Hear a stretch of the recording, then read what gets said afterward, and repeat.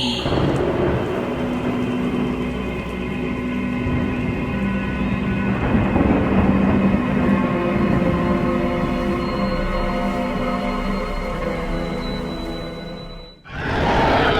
Greetings, my little lovelies. I hope I find you all well again, and as usual feeling tickety-boo.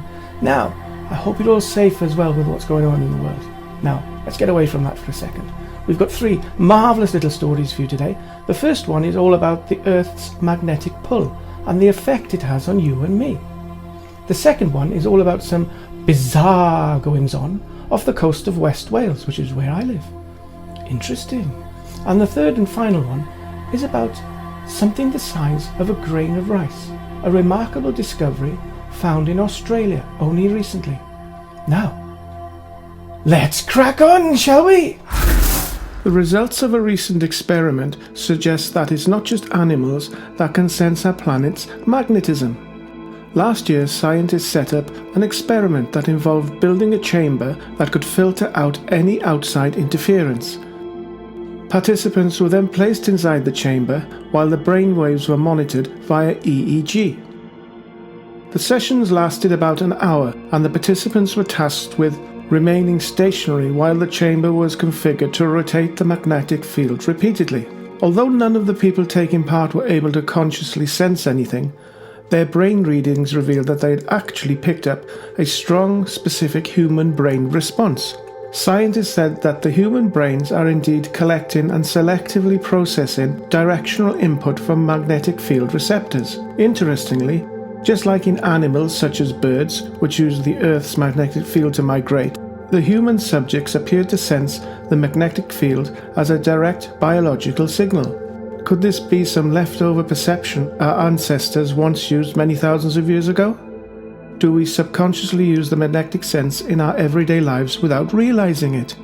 The search for answers continues. Let us know your thoughts, folks.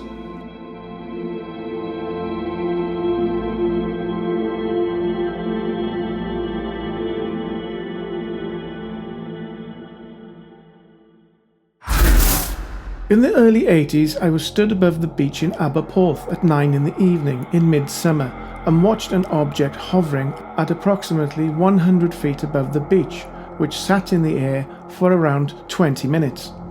The object appeared to be on fire, and I could hear the sound of flames from where I was, but there was no smell of burning.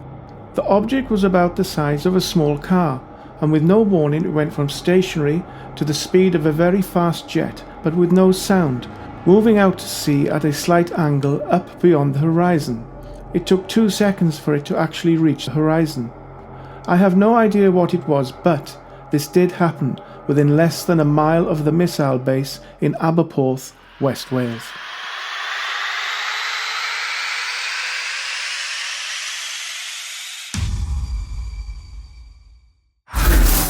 Scientists have identified a worm-like creature that thrived on our planet some 55 million years ago. Smaller than a grain of rice, this tiny creature, which was found in South Australia, is the earliest known forerunner to both humans and animals. Known as Acaria waritia, I don't think I've said that right, so I'm going to put that name on the screen, is a type of organism that has a front and a back, 2 symmetrical sides and 2 openings on its front and rear connected by its stomach.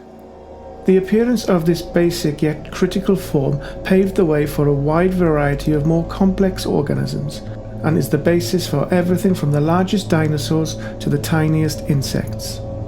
Scientists made the discovery by using a 3-dimensional laser scanner to examine tiny fossilized burrows found in the rock. The scientists then used 3D scans, and they knew that they had then made a very important discovery.